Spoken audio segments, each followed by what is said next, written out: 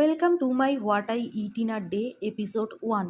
তো ফার্স্টেই সকালে উঠে খেয়ে নিয়েছিলাম 1 গ্লাস চিয়া সিড ভেজানো জল। তারপরে বানিয়েছিলাম ওটসের অমলেট, যেটা খুবই সিম্পলি বানিয়েছিলাম, কোনো ভেজিস অ্যাড করিনি। তার কারণটা হচ্ছে অফিস যাওয়ার আগে আমার টাইম ওয়েস্ট করতে একদমই ভালো লাগে না, কারণ অলরেডি আমি লেট করেই অফিসে যাই, দেরি করে ঘুম থেকে ওঠার কারণে।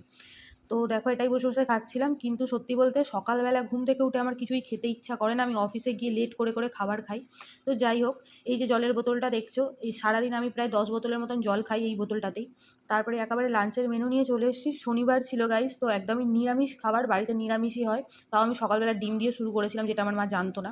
তো এখানে ছিল বেগুন আলু মাখা আর একটা ভেজ তরকারি আর ডাল। তো যেটা আমি কোনো রকমে খাচ্ছিলাম আর ভাবছিলাম কখন সন্ধে হবে আর অফিস থেকে বেরিয়ে কিছু কিনে খাবো।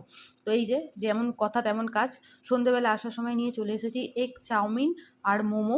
আজকে মোমোটা একটা অন্য দোকান থেকে নিয়ে এসেছিলাম, রোজ একটা দোকান থেকে আনি, তো সেখানে এখন একদমই ভালো মোমো বানায় না।